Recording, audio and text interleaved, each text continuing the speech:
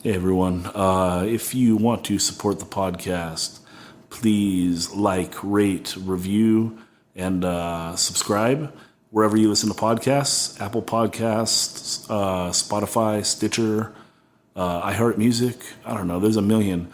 But hook it up. That is very helpful.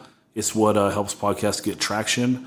And I really appreciate all the people that have done that for me so far. And if you haven't, please take out a minute and do that. If you want to donate to the show, you can go to patreon.com/185 miles south. And there you can do a monthly contribution of $1, $3, $5, whatever you can do. You can also go to paypal.me/185 miles south if you want to donate that way. This week, we have a couple of my favorite bands on Downpresser and Minus, both from the Santa Barbara area, 805. And these bands are wild. I love them lots and lots, and I'm happy to have them on the podcast. So, yeah, bringing them both on. Hope you enjoy.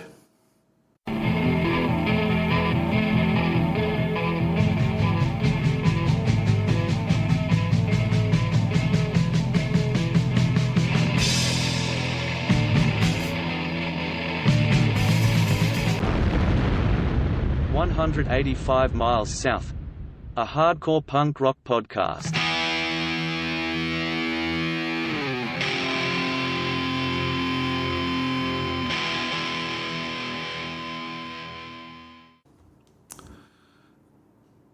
This week we have Dan from Downpresser and many other bands, and Travis from Minus. Hey guys. Yo, what up? So let's kick it off.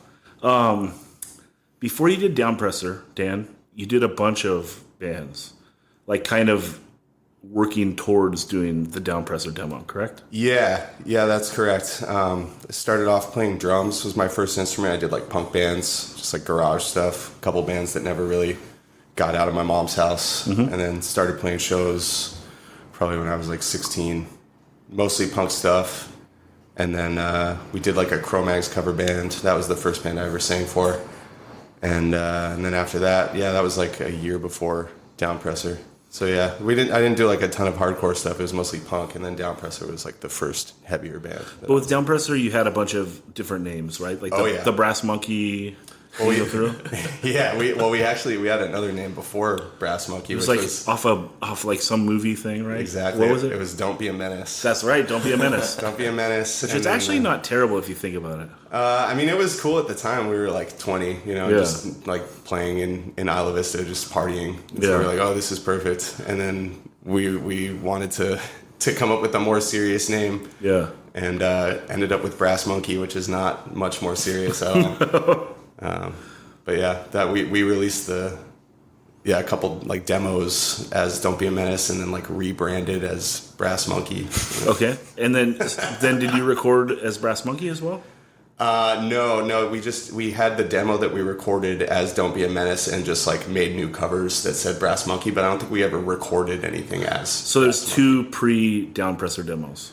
It's just the same demo. Really? That we just made new covers for when we changed the name. So Benji was telling me that Anderson .Paak recorded one of those demos. I don't think that's true.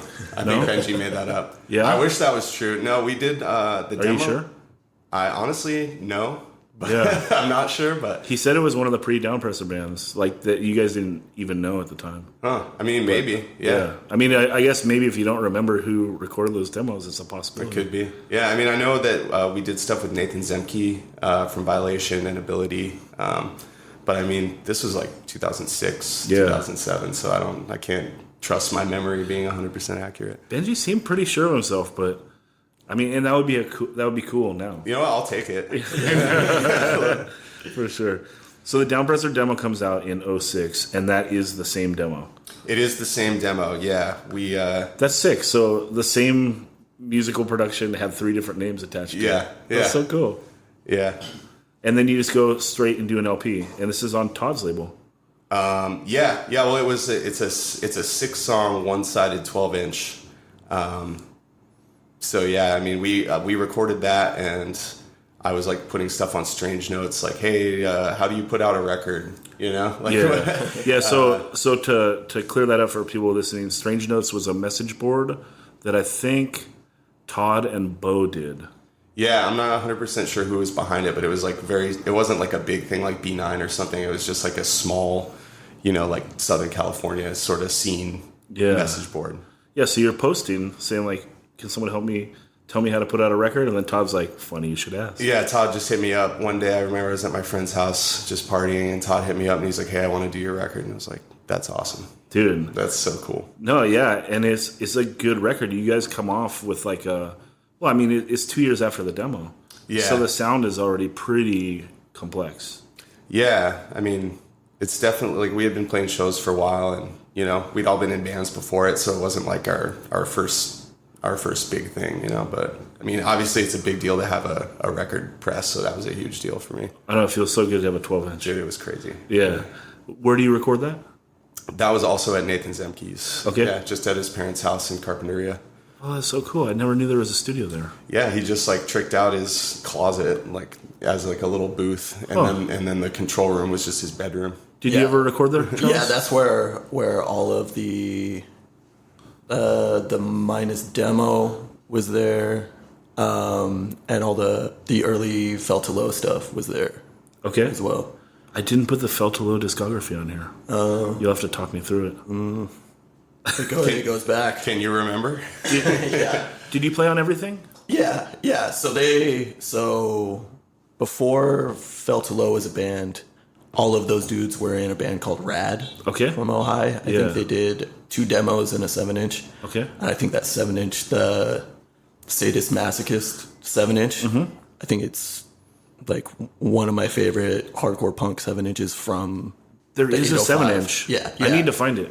Yeah, I'm sure John, hook it up. Yeah, I'm sure John has like Hundreds. A box. Yeah, at least dozens of copies somewhere. Well, I feel like there was a really third-rate youth crew band from like the East Coast called Rad. Yeah. In like 94, 95. Yeah, and there was another Southern California like punk band called Rad that maybe predated that band, but they were around kind of at the same time. But Carpinteria's Rad is the best. Yeah, well, they were all Or Ojai. Ojai. I think for that 7-inch, Nathan, who is from Carp, had joined the band by that time. I gotta track that thing down. Yeah, Like I literally have to do it after this. I haven't listened to it in years. Really? Yeah. And do you remember liking it? Yeah, I mean, I just remember playing shows with them and being like, oh, these kids are cool, you know, whatever. But it's not something that I like think back on fondly as like a musical gem. I'm sure it's good. I just haven't listened to it. But his kids are rocking. exactly. And it's like it's John's start, right? Yeah, I remember like those dudes are all. Everyone in that band is, you know, a few years younger than me. Which when you're like, I don't know, 20, they're all in high school still. It's like these kids are like, the demos were cool. Yeah. And then that 7-inch is just like a really, really noticeable step up from that. Yeah. And it's just like on another level, and they put that out and then didn't do anything else. Huh. Yeah. How old are you guys now? I'm 33. Yeah, we're both 33. I'm like 8 months older than Travis. Word. Yeah. What high school do you guys go to? I went to Dos Pueblos. Which is Santa Barbara? In Goleta. Yeah. Goleta. Uh-huh. Yeah, and I went to this like private Catholic school in Santa Barbara called Bishop Diego, and it just didn't take. Yeah. So I got the boot from there, and then I finished at San Marcos in Santa Barbara. Oh, cool. Yeah. I finished on independent study as well. You did? Silver Strand High School. Yeah, I guess, That's what we call it. When drop out of Nard and go on independent study. Silver Strand High. Oh, yeah. 2009 is a pretty sick year for both of you. So this is when the Minus demo 7-inch comes out. Yeah. Now, does your demo predate it? Like, does your demo come out in 2008, but the 7-inch comes out in... No, it's same year. So we started recording that demo in maybe late spring, early summer. Mm-hmm. And then I went on the first Downpresser tour with them and came back and finished it at the end of the summer. And then I think it got put out on a 7-inch in the fall, towards the end of the year. Do you tour off per Perverted Justice, or you tour after Age of Ignorance comes out? No, we did a little stuff off Perverted Justice. I think we did like a run to Texas and Oklahoma. We played like we met the Power Trip guys, and we did like 3 shows with them. So like, you know, we were like the bigger band at the time, which is pretty crazy to think about now. But yeah, well, they played down here with Take Offense, and it's funny because I don't know how many people that listen to this know. Me and Max McDonald, we have like a wood shop. We build out like retail locations for places, and so we hire these guys to do our powder coating for our metal work, and like the loading docks at the powder coater that we hire, like Take Offense and. Are you talking about that show? Yeah. I was there. Yeah. That was, I don't know if it was that same, that was like maybe a little bit later when they had come out. I think they played Sound and Fury or something like that. And yeah, I remember Downpresser, it was either Downpresser or Minus was supposed to play. And then like the first, like Power Trip played first, or maybe a CV band played, Take Offense played or something like that. And then the vibrations from the bass amp like set off the alarms in the building and the cops came in. But that was like, I mean, it was still relatively new to like playing out, and we were just like, this is so cool, playing in a fucking loading dock. Yeah, it was so weird, like, because when I went there the first time to like take shit to get powder coated, because we used to get it done out in El Cajon, and it's just like, it's too much East County vibes, you know? We're like, we got to find something around here. And Chula's better vibes, and so, yeah, we take our shit. I'm like, I feel like I've been here before. Like, what the fuck? Yeah. And I was like, oh shit, I've seen a show here before. Like, what the fuck? Power Trip played here. So, when did you do the Take Offense tour? That's pretty early, isn't it? You went full US with them. Oh man, here's the problem is that I've done like 4 or 5 full US tours with Take Offense between Minus and Downpresser, and they all just blend together in my head. So if you want specifics, you have to talk to someone else. When was the first time you went all the way around? That was 2009. Yeah, because I remember the next thing we did after we did that Texas little Oklahoma run was we flew to the East Coast, and we did like it was Backtrack, Dead End Path, Swamp Thing, and Downpresser. We did like 10 days on the East Coast, and that was like fly to New York and then drive back and fly back out of New York. And then I think shortly after that, like that was like winter 2009. And then I think shortly after, like that summer, that spring was like our first full US where we were actually like driving all the way around. Did Houston love you from like the get-go? Houston? Yeah. I don't know that I've ever played Houston. No? I don't think so. You guys seem like the band that like they would fall in love with. Really? They used to have the best, like, kind of straightforward, but on the heavier side, like hardcore bands. Wait, I have played Houston definitely a couple times. But yeah, I don't know that we ever like killed it. Stood there. out. Yeah. They had this band called Will to Live that was like the hardest. Mm-hmm. They were so sick. Is Pride Kills from Houston? Yes, they are. That band is incredible. Dude, their intro is like one of the best intros ever. Yeah, man. Anyway, it's sick. Shout out Gabe if you're listening. I think he has Gabe's funny. I think he has a Facebook group called like Eating Like a Grown Fella. and he just like posts pictures of food and shit. I can relate to that content. So awesome. Yeah. So the 7-inch comes out, and that's Age of Ignorance. And you guys, this is very crazy technical songwriting at this point. Like, you guys don't have song structure. Yeah. What is like, is that just like, I mean, it's a whole new thing. I don't know anything that is like that.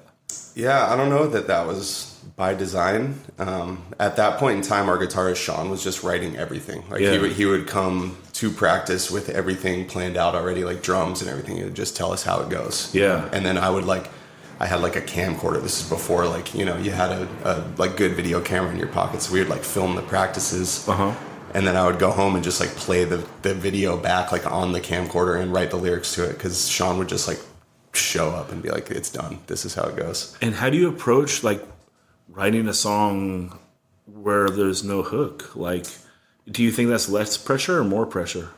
It's less pressure on me as a vocalist, I think, because I don't have to like write the hook. Like I don't have to write like the chorus that everyone's going to sing along to. I just kind of write whatever, and I don't have to worry about like calling back to an earlier part of the song. Every part's kind of self-contained, and I mean, I don't know that was necessarily by design, but it worked. I think that some of the songs on that record are really good. And you have a lot of confidence in like your own style at this point too. Like the little things. I think that the only other dude that like can kind of compare to the way you lay it down is Aaron from Death Threat. He has like kind of I'll take it. Well, he has kind of the same type of like confidence where he can say anything and like other people would like kind of get laughed at. Right. And he pull it off. Like it's one of the songs off that when you're like, yeah, whatever. Right. You know? Yeah, It's like you do it in such a way and it's like it's not dumb. Right? Yeah. It's like how's this guy sliding in like this silly stuff into a song, but it comes off as like more intelligent than the next band. It's kind of wild. Yeah, I just knew that I didn't want to write, just generic hardcore lyrics. I wanted to be different, and I don't know. I was young. I was 22 or something like that. So I just like wasn't afraid. I was just like whatever, Just taking a stab. And also the other thing was that we never really we weren't like a band who started like, oh, we're gonna get big and like do all this stuff. We were just like, oh, this is what we like to do. And so I also didn't have like, I feel like a lot of bands nowadays are like, oh, we have to like do this or we have to do that a certain way. And I was just like, no, I'm just gonna write whatever I want. There is a little bit of that, like it seems like a lot of bands like they take stabs at different genres and kind of see which one hits, and then it's like, oh, let's roll with that. Yeah, I've never been a big fan of that when like a band just makes like a hard left turn from one album to the next. You're like, wait, what happened?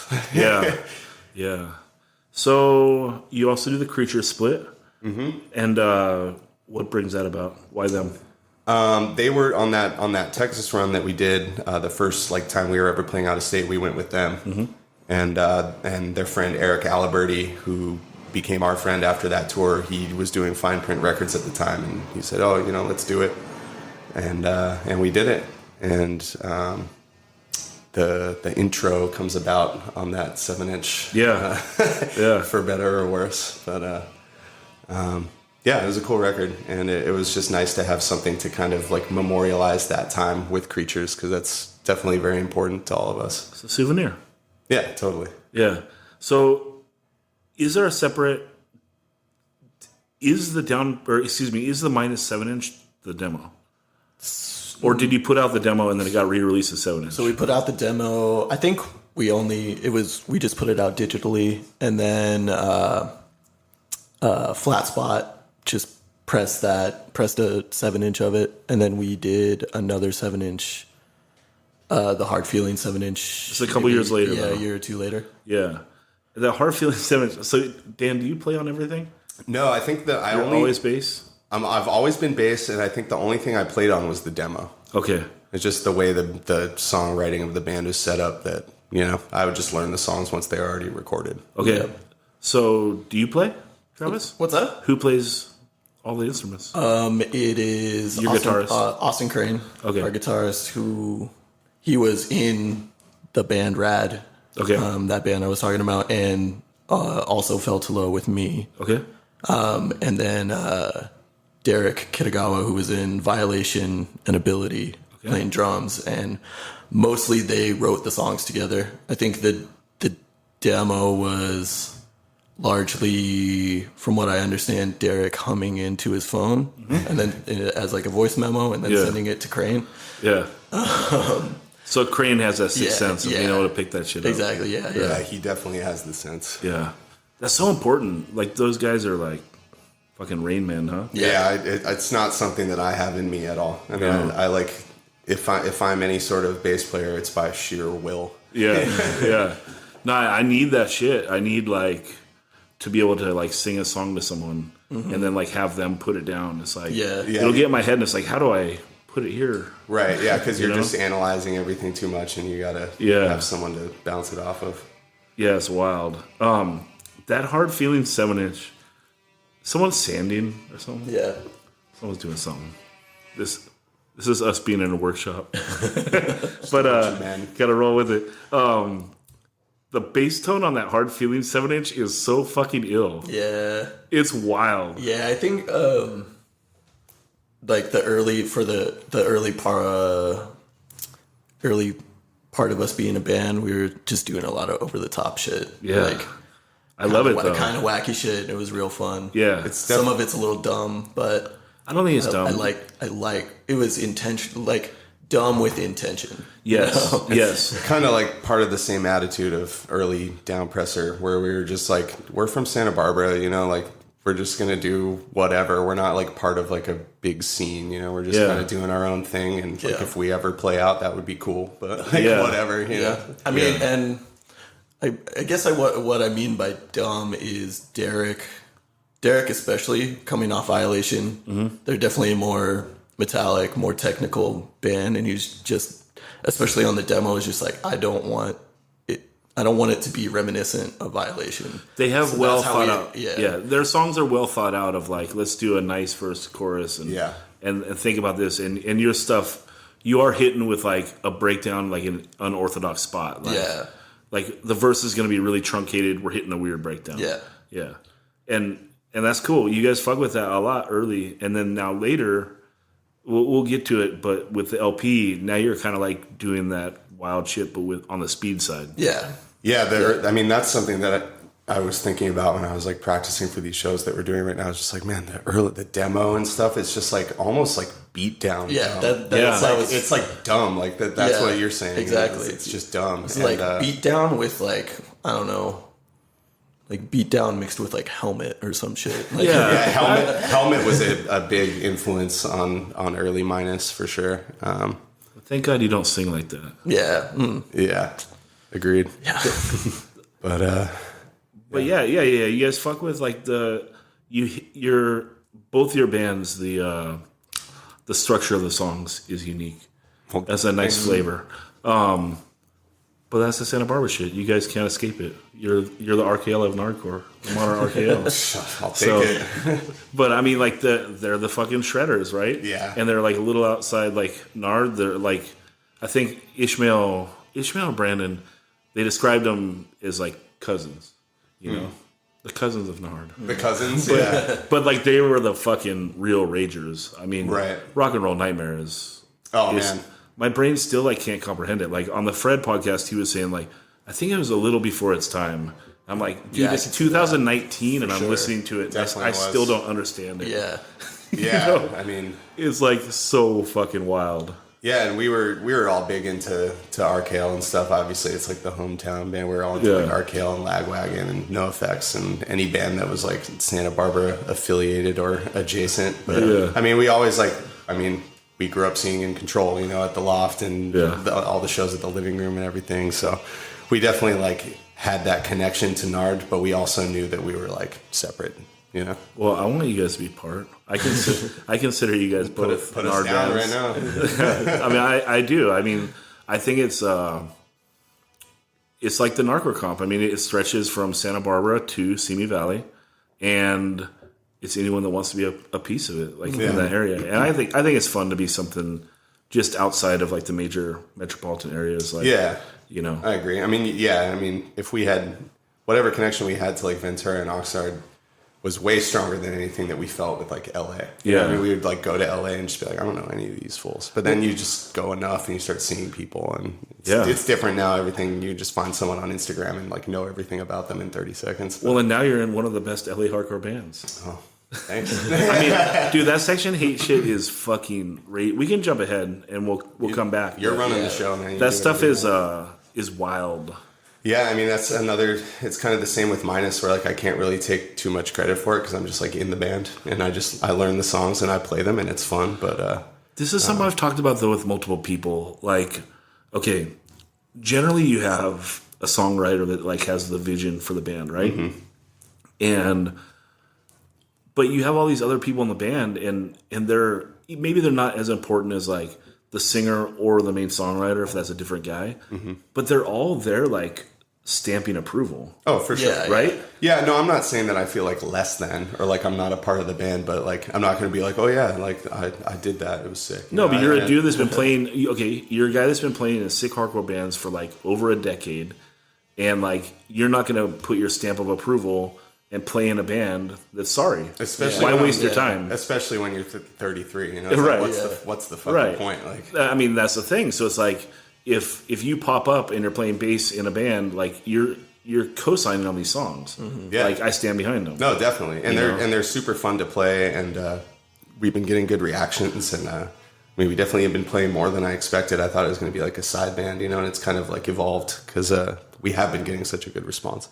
He's like an underrated musical genius. So. He's like an evil musical mastermind. I mean, I'm a big fan of. I loved Furious Styles. Yeah, they had it. Did they just do 2 records? I don't know for sure. I know they had like the 2 LPs. Yeah, like the ones that I listened to. I fucking love those. Yeah, because again, with us talking about like going a little wild on songs, like he never took the easy way out on like how to write shit. No, because I know you're a big fan of patterns, and he's got Dude. patterns.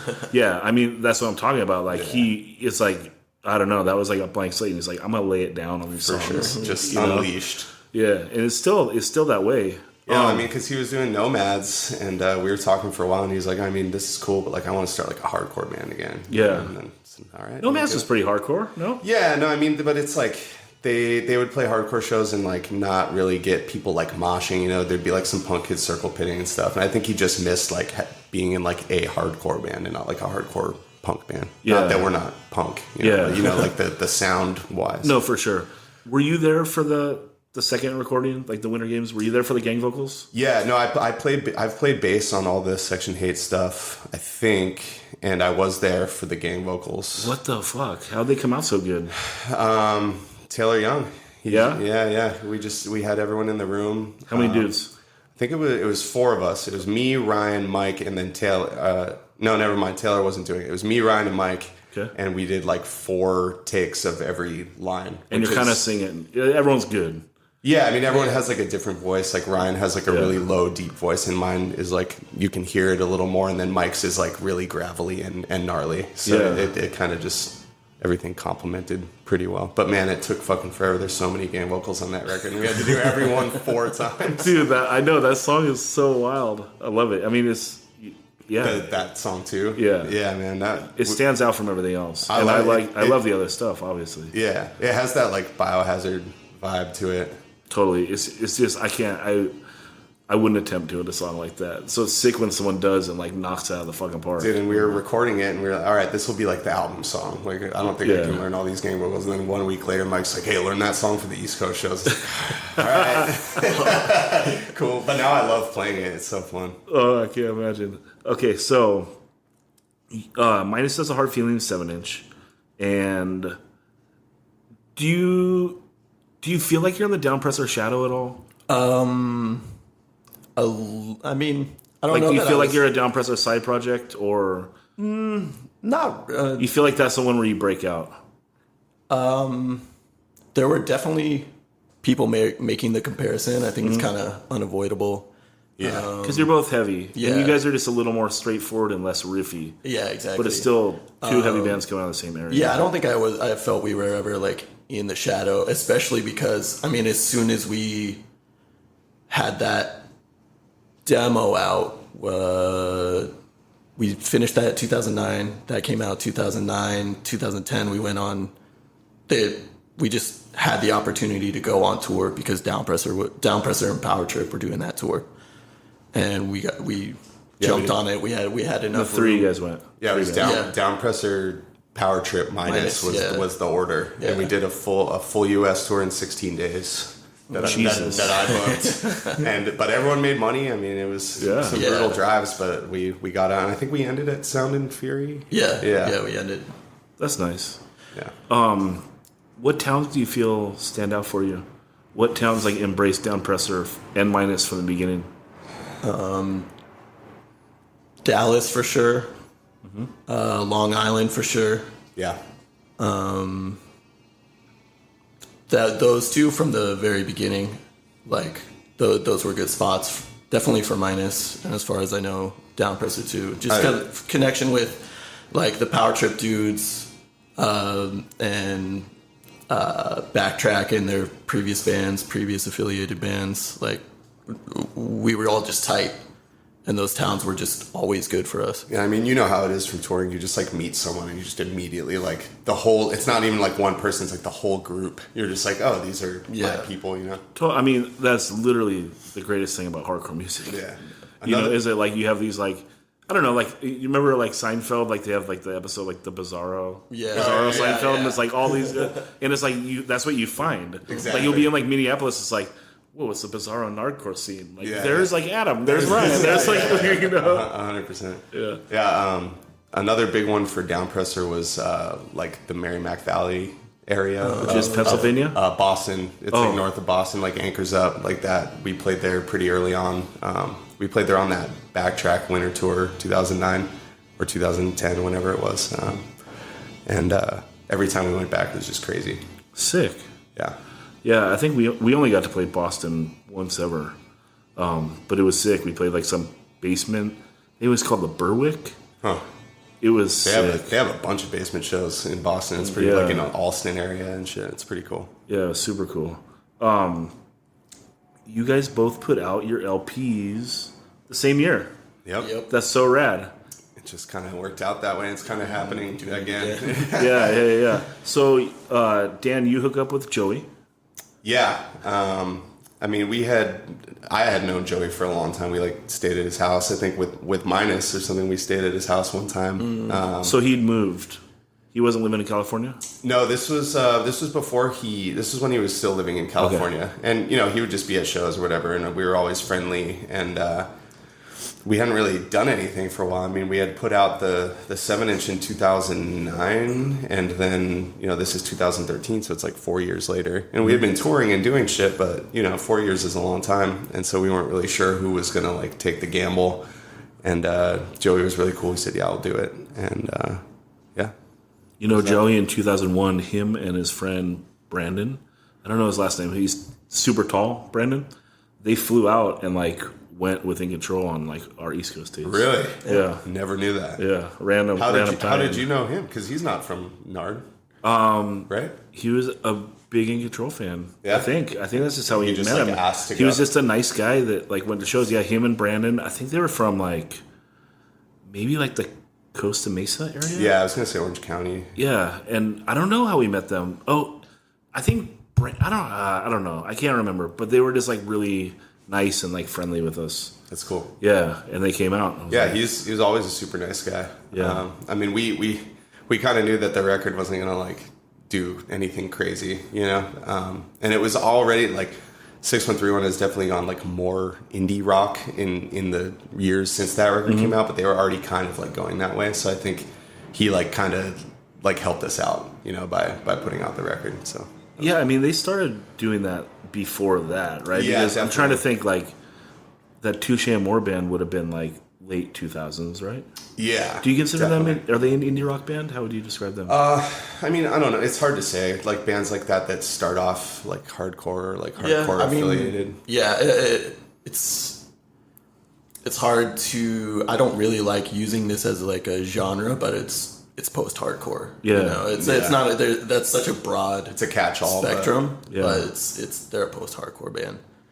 We had to play after them one year at Sound of Fury. That was hard. Wait, that was still a good set for us. Which year? Yeah. The worst, the Nard year. Is it good? So yeah, we got saved. But the worst was I don't know if Joey doesn't like me anymore or what. But I still love you, Joey, even if you don't like me for whatever reason. But like It's because we broke up In Control. we got put on right after that Minority Unit last show. Oh, yeah. And that Santa Barbara one was like, that's a bad slot. Yeah. That was a bad slot. Yeah, that's a tough act to follow. Yeah, they were raging. Where do you record that LP?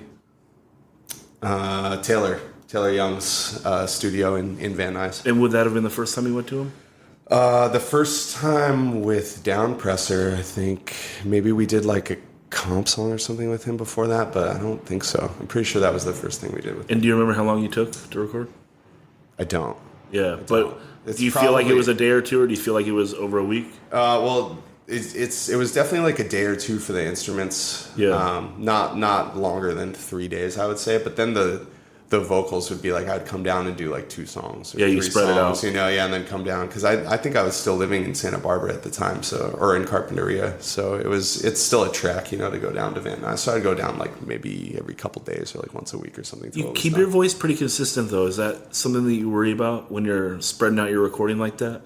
It's not something that I think about too much, but it is something that I worry about. Like, like when I'm in it and it's happening, I'm like, wait, this is not coming out the way I hoped it would. Yeah, like sometimes I feel like my voice like trends high, and I hate it. Like it's like I need someone to tell me like, okay, do it over and like keep it low. Yeah. I don't know why, because I'm fucking yelling. It's like it's not like it's a high voice, but it's like one of the songs on Thorns. I feel like it's all high, like it's like weird. It's like why did someone not like tell me what the fuck? I can't even like listen to it. Oh man, well that's kind of comes with the territory. Yeah, I mean, at least for me, I can't listen to my old shit. I'll listen to it to like refresh my memory on the lyrics, and then I'm just like cringing the whole time. Really? Yeah, I can't listen to the minus demo or the 7-inch.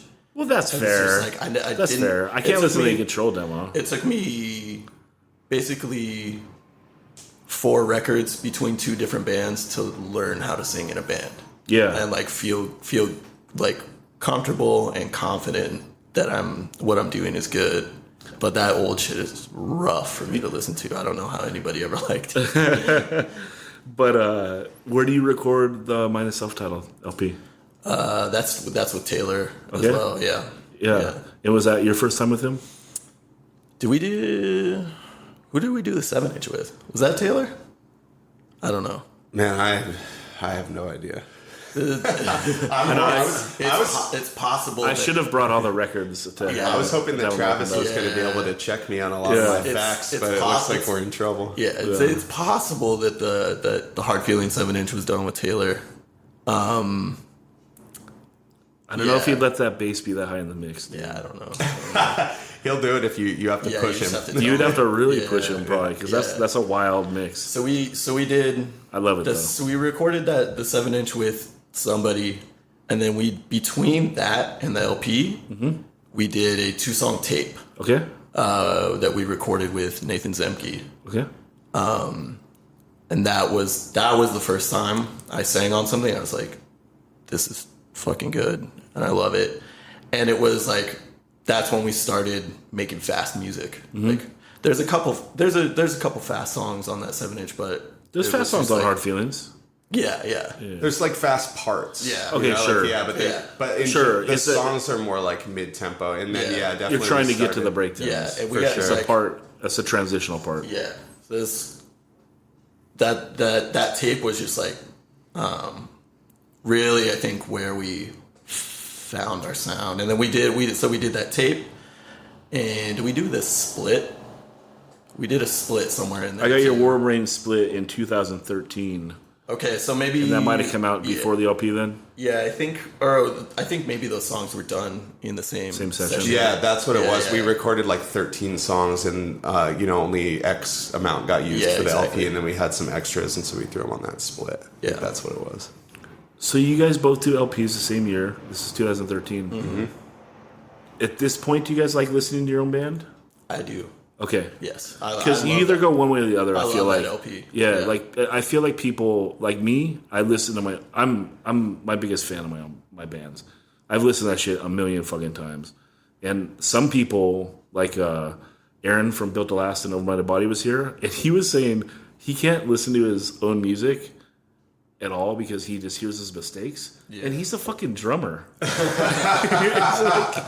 that crazy? You have like the least skin in the game as far as like embarrassing yourself. I think. Know. It's like I think as a singer, it's so fucking hard. Yeah, I mean the record that we recorded that's not even out yet. I'm already like, fuck. I wish I could have redone this. Yeah, I'm like, so I mean, there's always that. But. Well, yeah. I mean, look, albums is like tattoos, kind of in the way that like.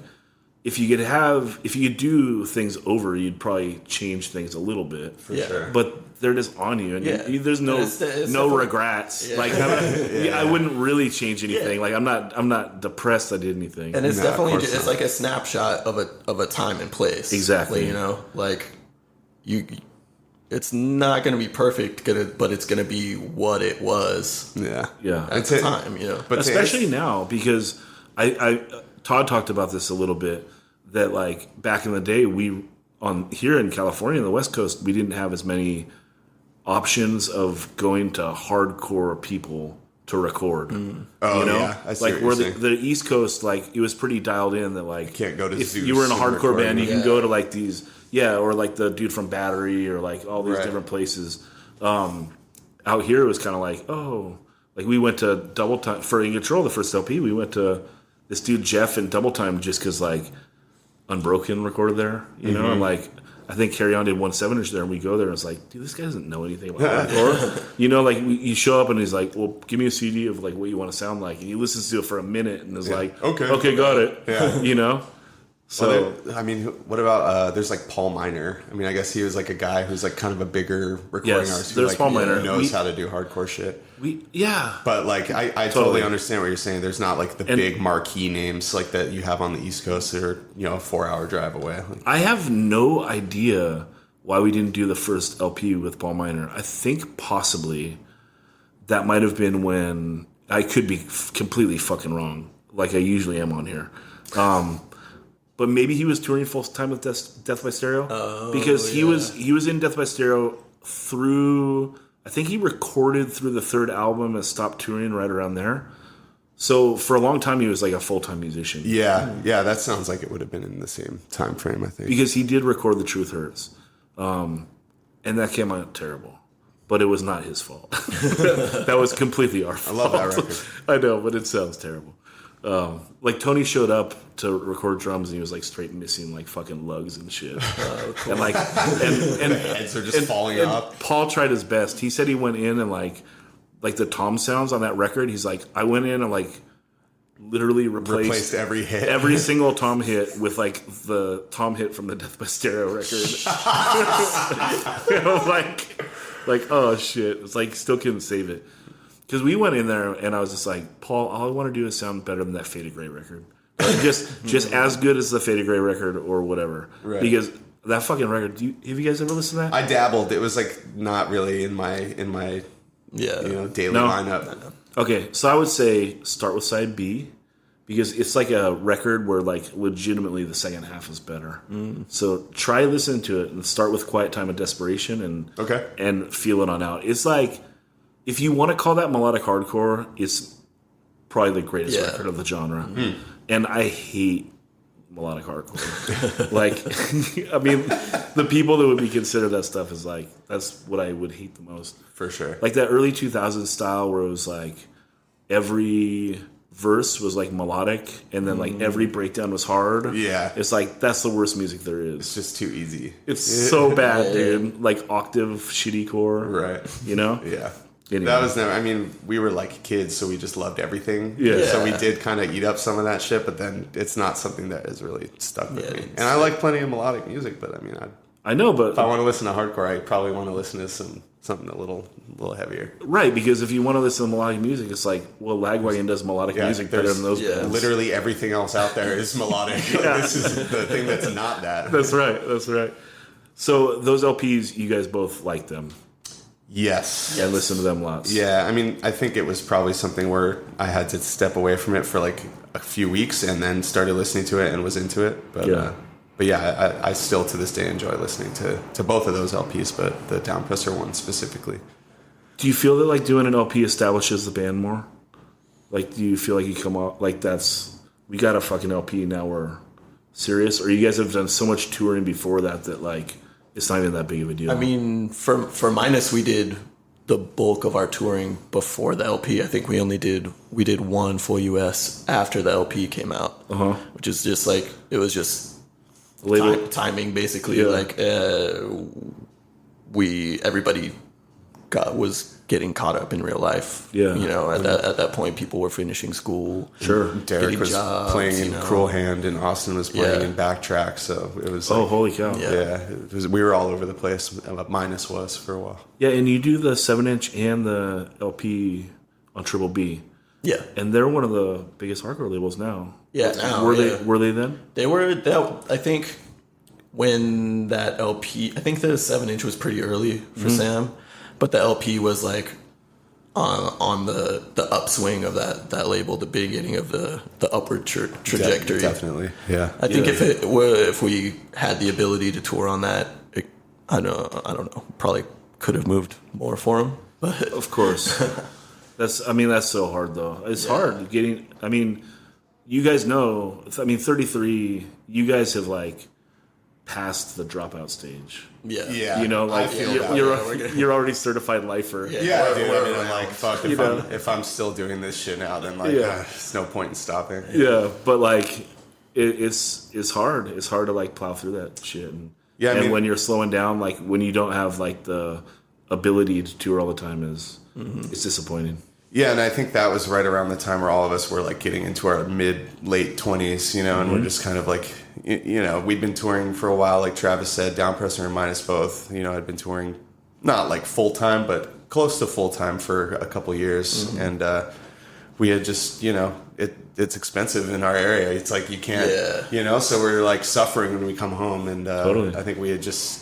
Or at least I personally had just had enough, kind of, and we weren't like, oh fuck it, we're never going to tour again, and we obviously didn't like quit our bands or anything, but I think we just kind of like shifted the focus away from touring somewhere around that time. Yeah, and for me, I'll also basically Minus and Felt to Low became bands within 2 months of each other. Both of those bands started at the same time, so I was alternating summer tours, I was touring with Nails at the time, doing merch for Nails, so I was just like gone for 3 years. Did you store stuff at your folks' house, or did you get storage? I mean, there were a couple times where I would come home and couch surf. There were, luckily, me and Dan and a couple other people during that time had the cheapest apartment I've ever had in the Santa Barbara area. Yeah, it was pretty awesome. Like a half a block from the beach. So we could hold on to that. We held on to that place for a while. But I think the point is, you just get to a point. Do you mail a check from the road? No, I mean we would have people who were not on tour who were still living there, so we would just, you know, PayPal them, or we'll pay you when I get back or whatever. But I mean, you just get to a point where you're like, I mean, what else is there? Like, I've been dreaming about going on tour since I was a little kid. Now I'm doing it, and I'm poor. I come home and I can't do anything. Like, and I'm a man. Like, I'm not a child anymore by any stretch. So I gotta maybe see what else there is. Well, it's hard because, like, okay, every single person. I think. I mean, this is a generalization. Most people get into playing music for passion. Right? Sure. And then, like, if you are able to get a certain level of success, then you're confronted with the question of, do I want to turn this into something that I'm really going to do, like, for a living? Right. And then if that's a decision you make, there's going to be some compromise along with it. Like, you need to go do things you don't want to do. Right. And, you know, and you got to, you lose a little bit of the art because you need to keep pumping stuff out. Yeah, as soon as you start leaning on it in that way, then you make your decisions differently. Yes. You know, because you're thinking about, how am I going to pay rent? How am I going to eat? Instead of like, oh, what do I want this song to sound like? You know? It's just, I don't even know that it's a conscious thing, but it definitely happens. Yeah. I mean, that's why, like, the bands that can do it, like the Terrors and the AFs and the Madballs, it's like, that's fucking insane. Yeah, it's crazy. Like, and because there's no real fall off. Like, all those bands, like, I like every single record they ever do. Yeah. You know? I mean, AF is a good example because they, like, have transcended so many different styles over the years and have still, like, stayed relevant through, like, not just hardcore, you know, like punk rock too. You know, everyone who is, like, you know, has respect for that band. And I love a lot of their later albums. Like, I mean, it's something's got to give if you consider that a later record. I mean, that's 98, but that album's amazing. I mean, I love Another Voice. Later for that band.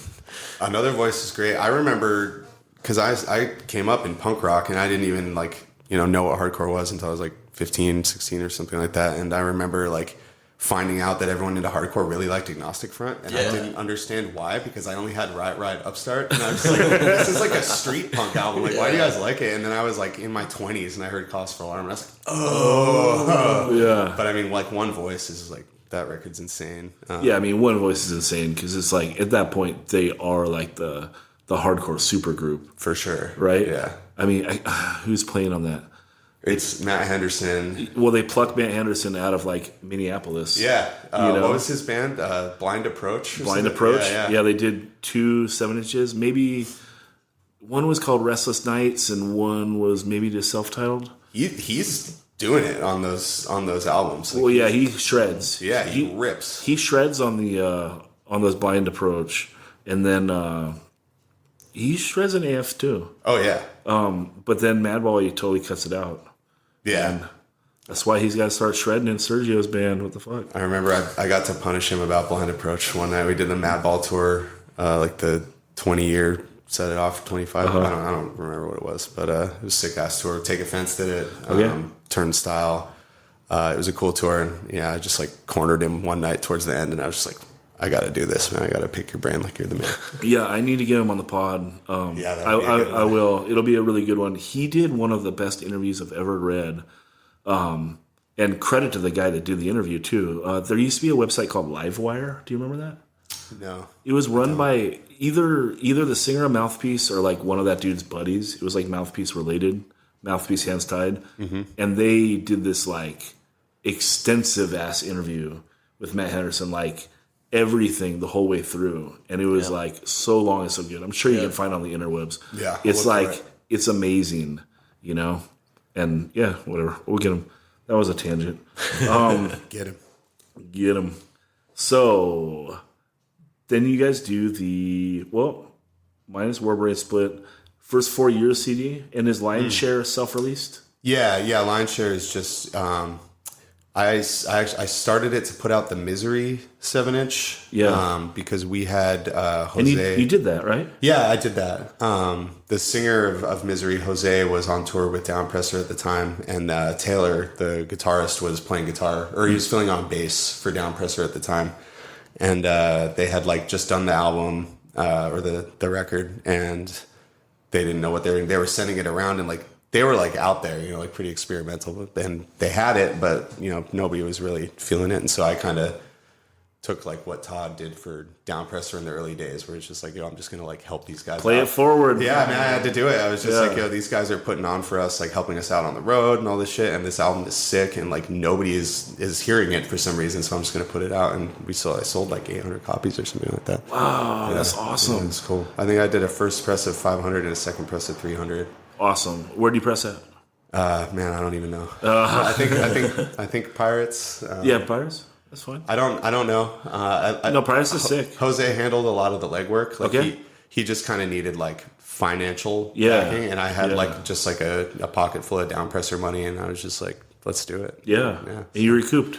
Yeah, I recouped. I didn't even like keep any accounting or anything. I just like press the albums, and I would just sell them for X amount and then just ship them out. And so That 7-inch is great, and their LP is great too. it's really good. That drummer plays in a bunch of stuff, doesn't he? Yeah, he's in Downpresser. Oh, Yeah, that's one thing he's in. He's in Downpresser, and he's in Treacherous Skin, Chris's old band. Yeah. Yeah, he just plays in the Rager. Twitching Tongues. He plays for like this rapper Ghost Main now. Is he the main dude in Twitching Tongues? He's the drummer. Yeah, he's the drummer. That's a hell of an arsenal he's got I there. know, man. He's across the board. That's awesome. You do the Soul Search split minus, Yes, and that's in 2014, and that's the last thing. Both of you guys, 2014, that CD, which is like the first 4 years is just a comp of everything. Yeah. And then minus with the Soul Search split, both in 14. And then you guys both take. Well, let's talk about the Soul Search split. Do you guys tour with them at all? Yeah, we did a full US with Twitching Tongues, Expire, and Soul Search minus. Well, I don't know what year that was. 2012? Yeah, I think it was Yeah. somewhere in there. So you're bros with those guys. Yeah, You put out for that sure. split. Yeah. And again, that's on a label that like now is one of the Yeah, exactly. biggest yeah. labels. Yeah. Dude, you're like you're the lucky coin, right? That's like yeah, or like something. put out the minus record and like 5 years label, like your label is the fucking shit. Yeah.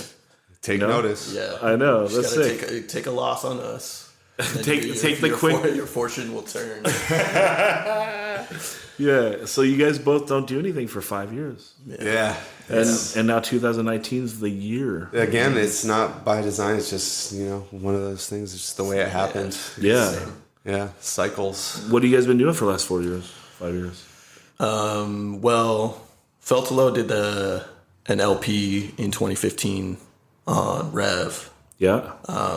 Was that the one LP? Yeah. You just do one? Yeah, one big, dumb, awesome LP. It's so long and so weird, and I love it. You do? Yeah, I love it. I love that record. And I've never heard it. I'll listen to it this week, I promise. It's post-hardcore.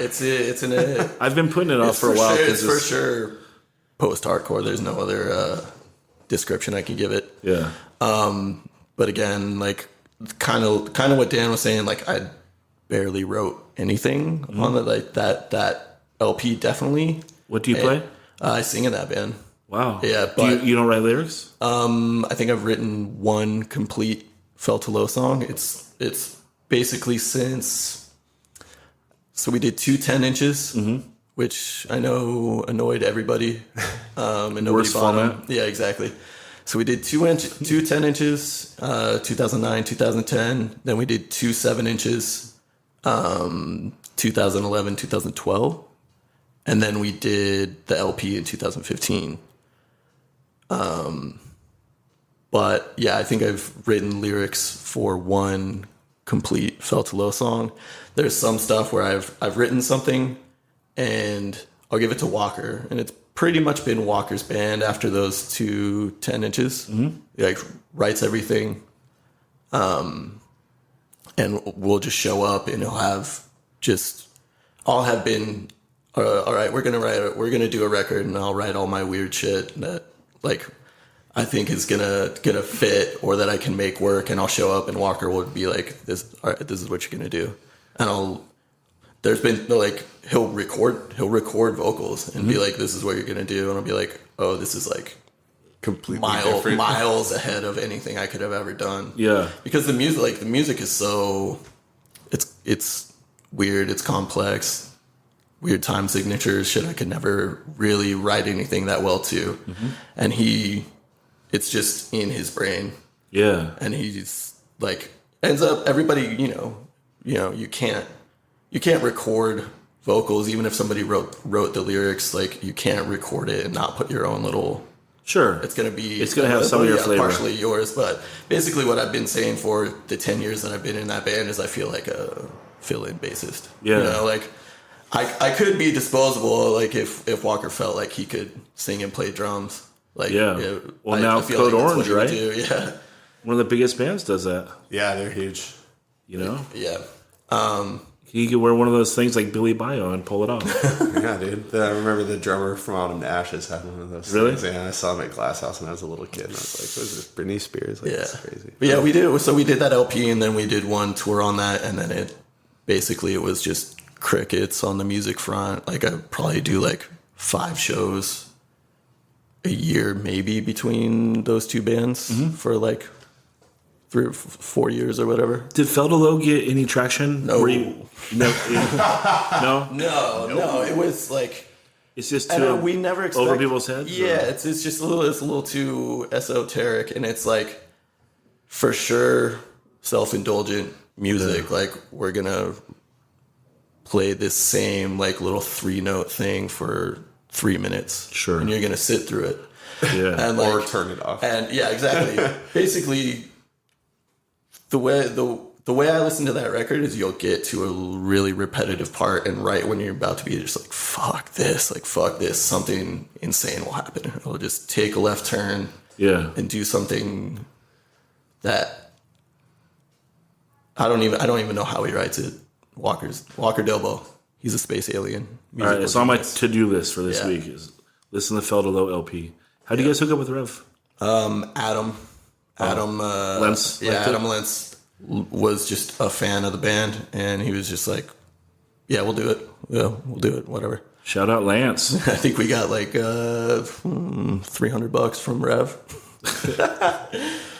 Money well spent by Rev, I'm sure. Yeah. That's so cool though to get a record on Rev. That was part of it. It's like every hardcore kid's like, That was part of it. It was like, like we can scrape together. Everybody was so broke in that band, and there was never a chance of us ever really making any real money off it. So it was like, yeah, we can scrape together, put out an LP, probably sell 100 copies of it, or we can do this cool thing that very few bands get to do. Is a record with a legendary hardcore label like Rev. yeah. And just get to put that star on a shirt. Yeah. Now, if only the Connecticut address is on the back. Yeah. You get that. But, dude, that's stupid. That was really nerdy. What, the Connecticut thing? Hey, man. It's a legendary label. Did they do the 10 inches as well? No, 10 inches were self-released. And people were actually pissed that you guys did 10 inches? I mean, there's just nobody wants to buy a 10 inch because nobody wants to have it on their shelf. But I know, they suck. Yeah, They really do. yeah. But you should have doubled down and like done like all those power violence in the bands in the 90s. They did like 3 inches and inches. fucking crazy shit. yeah. We got a new record. It's a 3-inch. But yeah, those records were just too short to be an LP, too long. They just couldn't fit on a 7-inch. But 10 inches are more expensive than LPs. And John Glue. That was John. It was John. Yeah. John Glue and Yeah. Walker have just always been on some weirdo shit. Some people like them. Stubborn secret geniuses. Yeah. It's like, let's do a 10-inch, and I'm not taking no for an answer. Yeah. I'm sure that like there's dudes with 10-inch collections. They're like, fuck yeah. Love Yeah. it. Yeah. Yeah, I mean, in retrospect, it would have made way more sense to just put them on a 12-inch. And I'm trying to think about my 10 inches. I got 2 25 to life 10 inches. that makes sense. I have a Nervous Breakdown 10-inch. Yes, that's on 10 that's inch. it. But I only have that on 7 inch.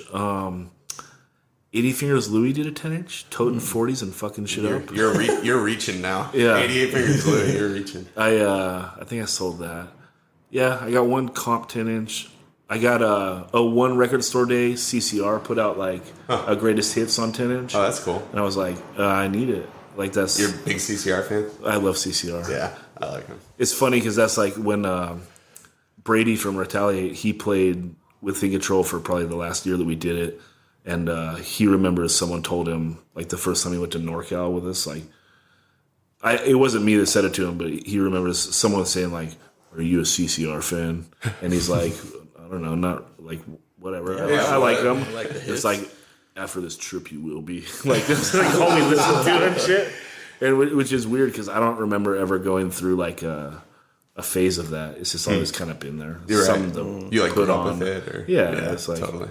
I mean, that's one of the greatest vocalists of all time. Oh, man. Every song is just so easy to listen to. Yeah, except I could live my life without heard it through the grapevine ever again. Yeah. I can take that 8 minutes and shove it. I listen to Ride on the Ancient Mariner. You know, Iron Maiden? yeah, Hell yeah. yeah. You gonna go? They're playing in September. I know, man. I'm going to be in Belize when they're playing. I'm pretty. I can't say I'm bummed. But Yeah, you like, have to cry in your margarita. Yeah, it's gonna be really tough, guys. But I saw them once at like Universal when I was a kid. So I mean, it's not like it's a bucket list show that I have to go see. Then it would be tough. But I love them. I love them too. I go every time. Like they'll tour on their record, and like they do real support. So it's like if you see them and they're touring off a record, they're playing like 6 songs off the new record. right, Yeah. And I skip those tours, and every other tour is a legacy tour. Mm-hmm. It's like they just don't play all the classics. It's Yeah. like fuck yeah, we're bringing like the dudes from work. So let's talk about Compulsion. This fucking record is ridiculous. What the fuck? Yeah. wild. Yeah. It's like the way I look at it is we just took all the LP, the first LP, self-titled LP was just fast. Right. It's a pretty fast record. Sure. It still has some bounce to it, but I think Derek just took all that shit and just cranked the knob and just like, we're going. Yeah. Fast. Yeah. Yeah. It's wild. It's angry. It's like I said on the earlier stuff. It seems like you fuck with, you know, the way you put together your songs and like the breakdowns hitting unorthodox. And this one, you really like, you're fucking with like the speed in a smart way, you know, in a creative way. Yeah. I mean, some of those songs were like I heard those riffs in 2014. Like, so, and I was writing stuff with the intention, like, basically right after we put the first LP out, I started writing stuff again. I was just like, yeah, we're going to do another record eventually. Yeah. And then everybody was touring in their different bands. People started getting married. Our friend who played in the band, Tim, died in, was that 2015, 2016? No, it was 3 years ago, man. I know, but it It was was Thanksgiving. It was like 2.5 years ago. yeah. It was rough. And I think part of that, maybe that was part of why it took so long for us to get something out. Again, Yeah. I don't want to speak for everybody else in the band, but I think it might have been just like a difficult thing. Like the band might have been a difficult thing to think about putting energy into. Yeah. If it's a constant reminder. Exactly. And the thing about Tim too is he was like he filled the role in the band of just being like the fun, like happy guy. I mean, he wasn't like he was the let's do it guy. Yeah. right, like the youthful, like positive, fun energy. Not that we're like a bunch of sad sacks, you know, but like I don't know, like it's hard when you lose like this spiritual like center, I guess, the soul of the band. So it was a kind. I don't think it was ever a question of like whether we were going to keep playing. Like I don't think we ever like talked about breaking up or anything. But it was like you said, it was just kind of a tough thing to like focus on for a while. We did like benefit shows. Yeah, so we did benefit shows for him, and then I don't know, we played probably 10 shows total in those, like, since then. And then writing the new record, like I had all this stuff written.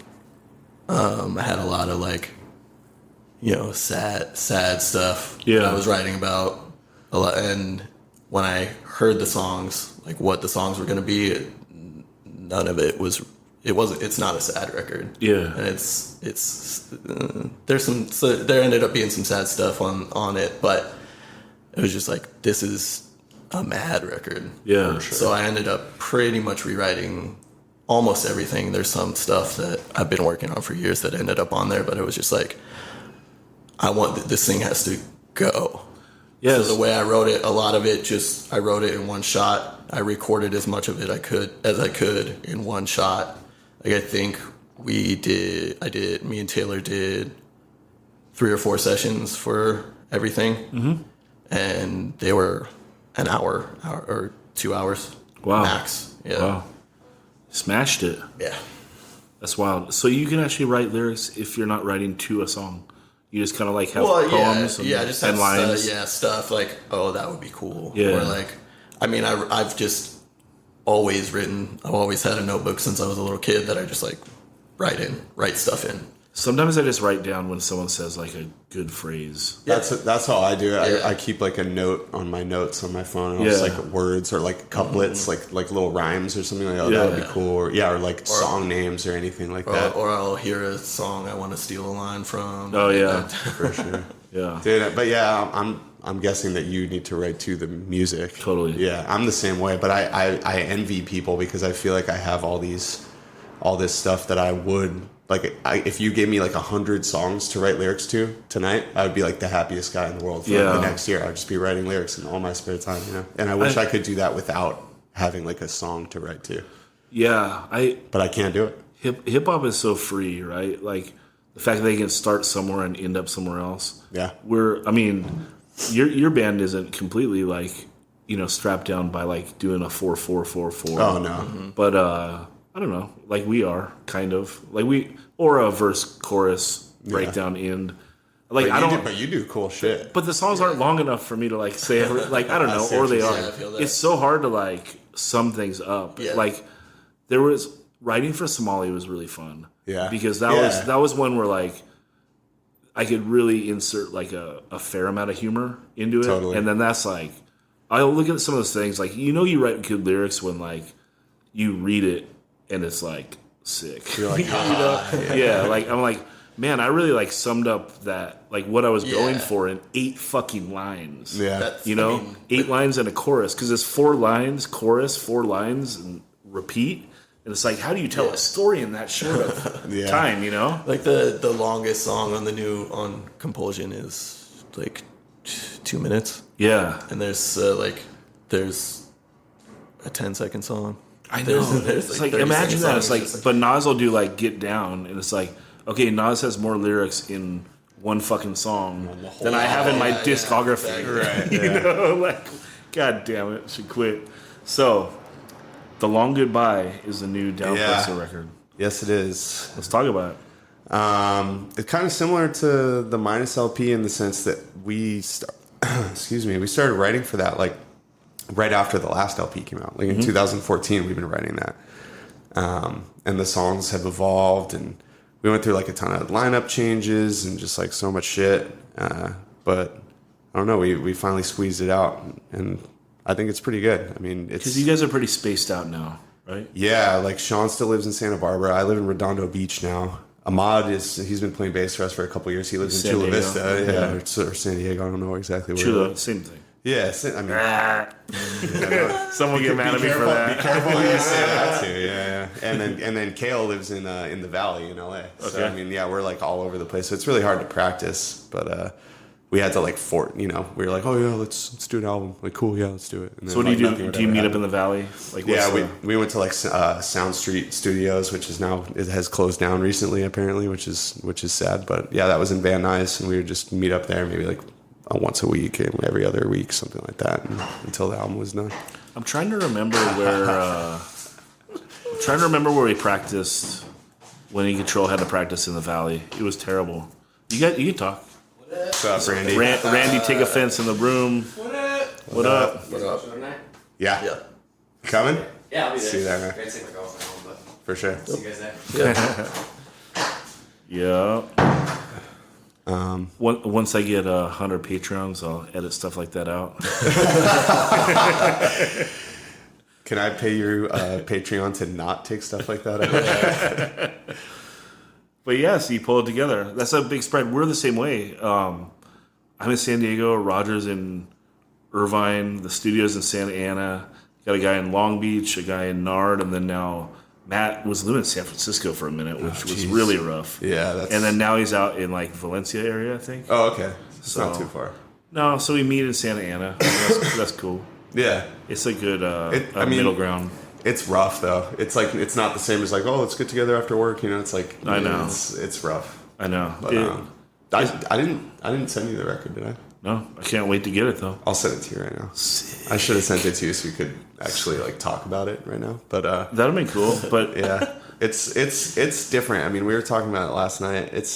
It sounds like Downpresser, but there's also like an evolution. It's definitely like a little more metal and like out there in places, but not to the point where you're just like, why did these guys do this? You know, it still sounds like us, but I don't know. I'm into it. I couldn't listen to it for like 6 months because some of those songs were like so old, and I'd written and rewritten them so many times that I just like, once it was in the can, I was like, I don't even want to look at it. But I mean, and I was thinking about when you were talking about it before, like listening to your own stuff. But now I really enjoy listening to it. Whereas for a while, I just couldn't even play it. Yeah. I had to give it like a once through to make sure that it was good, like when we were proofing it. And then I was like, all right, I'm done. I'm not listening to this for 3 months. I will play my shit out. I don't give a fuck. Yeah. I remember when like we did that first Somali Pirate 7 inch. It's 4 songs in probably like 5 minutes, you know? Yeah. And yeah, we recorded with Roger, so Santa Ana, and I listened to it the entire way home to my house. So it's like, I mean, I must have listened to it fucking 30 times. Right. You know, it's like, it's how it is. Like some people are like that. Yeah. Freaks. Yeah. No, I mean, and I'm definitely not like that, but I understand. I wish I was. Like, I wish I could just be like, this is the coolest thing ever. But I just, I'm like what you were saying before. I'm just like, oh, my voice cracked a little there. Like, I should have said, like, this word instead of that word here, you know? And I just, like, I'm too hard on myself. But once I get enough space, you can appreciate how recording, then I'm just like, okay, there's nothing I can do. Like, just enjoy it. Well, I just need another album of Sean's Riffery, dude. You'll have it. I'll send it. It's been a while. I have a link. I'll send it to you. I can't wait. We let him off the leash, man. He's on X Games mode for sure. Like Dan was saying, just, I mean, outsider perspective, it's for sure a Downpresser record, but it's fucking weird in a way that I like a lot. Sick. Like, it's sick. I can't wait. I can't wait for everybody here. It's what is the release date? We don't have one. So when are they guessing? I really don't know. I got to talk to the label about it. But we were waiting for a long time on artwork. Okay. Is that done? It's done. It took a long time. It took like 4 months probably to get the artwork done. And yeah, I don't know. I think that it's coming out on Closed Casket, and I know he has like a lot of stuff on his plate right now. Yeah. So we'll get there. Yeah. It's coming. I can't wait. I mean, we already made everyone wait this long, so. You can wait another 5 years, fool. But now I'm to the point where, like, I mean, we recorded it in like September. Oh shit. So I mean, it's been a minute. So I'm like, a year. Until like April, I was like, yeah, whenever it'll come out, and now I'm like really itching, like for it to be out. So 4 months of the art. What's the art like? Is it crazy? yeah, you want to see it? I do. Pull it up. I mean, the last LP was crazy. Yeah, I like that one a lot. That was some fucking Blackout Unforgiven shit. Like yeah. I mean, it was just like, and somebody, I think it was Taylor or Colin was talking about, it, and they were like, I don't know what it is. That's why I don't understand it. Like, you don't need to understand it. Like what this new one is? No, the old one. Oh yeah, that was wild. This is fucking beautiful. Who did it? Mr. Sean Taggart himself. Oh, shit. Yeah. That is fucking awesome. Yeah, like it was worth the wait. Like, I was not mad when I saw it. I was like, okay, sick. Yeah, the color fade up top. It's beautiful. Yeah. So sick, dude. So sick. Yeah. So, I mean, we're just waiting on layout, and records are at the plant from what I hear. Yeah. It's just a matter of time. But Dude, it'll probably be out before this comes out. I fucking hope so. Yeah. Yeah, this stuff I preloaded a little bit. I mean, everyone that does these pods does, but Yeah. you know, because you never know what's going to happen. You got your schedule, you know. Yeah. Well, we already talked about Section 8, and that brings us through everything. Yeah. Do you feel like we said enough about Fell Too Low? Absolutely. Okay. And do you feel like we said enough about Minus? I think we did. Okay. Yeah.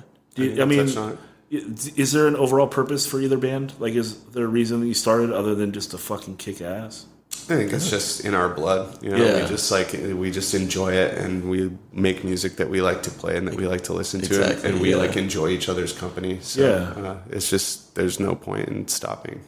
Yeah, why stop? And when we have a good reason to stop, maybe we will. But I hope you don't. I mean, I think that more bands should not break up. I agree. Like, I don't know. Retaliate plays probably what, twice a year? Yeah. And it's like once a year sometimes. Right. I like it. It's Like just- it would be it's fun. It would be fucking fun. it would be fun to like do the big glory and have like the last show. Right. But it's like I love playing music with my friends and I love my band. Yeah, what if I want to make another record? Yeah. I I think people 5 just, years. People Yeah. just think about it too much. And they're like, "Oh, we're not like doing this. Like, let's break up. Like, we're not Yeah. doing this. Like, why though? Like, Yeah. I mean, dude, you don't have to like be going 100 miles an hour like all the time. No. You can just like lay back and let people forget about you, and then come back and smoke it. Like, Yeah. Oh, dude, you don't got to tell me. 2020 that's Retaliate's decade. right? You guys are doing an LP, right? LP, yeah, Dude, for sure. Ready for that? We're done demoing. It's You are? fucking it's Because I feel like It's wild. the Infidel record really flew under the radar. Unfortunately, like, dude. Thorns went under the radar. well, I mean, I know people who are Retaliate fans who like didn't even know Infidel. Yeah, happened, yeah. You know, and I had to like tell them and be like, listen to it, it's sick. Like, Well, no one heard Thorns, and we're like, let's see if we can limbo even lower. even farther below there. We're like, okay, no one heard the third LP, which is the greatest thing we ever did. Thorns has some of my favorite Retaliate songs. Yeah, and then it's like, sick. okay, no one heard that one, so let's try to get even less people to hear the next one. For sure. But it's all good because we're just gonna record that song on the LP and Why, Infidel? yeah. It's. I mean, You're not gonna do the Rose Tattoo cover on the LP? no, and not the second song either. That one shreds hard too, man. It's the same riff as Infidel. We're like, let's Right. just do a Madball song that's the same fucking riff as Infidel. For sure. You just like turned it Like upside why? down. Yeah, or like something. why do we have to? It's just a different tempo. It's the same Yeah. exact riff. That's awesome. But yeah, cool. You guys feel like you've been well represented. Absolutely. I think Okay. so. Yeah. Yeah. Thanks so much for doing it, guys. Thank you. Yeah, of course. Thanks for right. having us.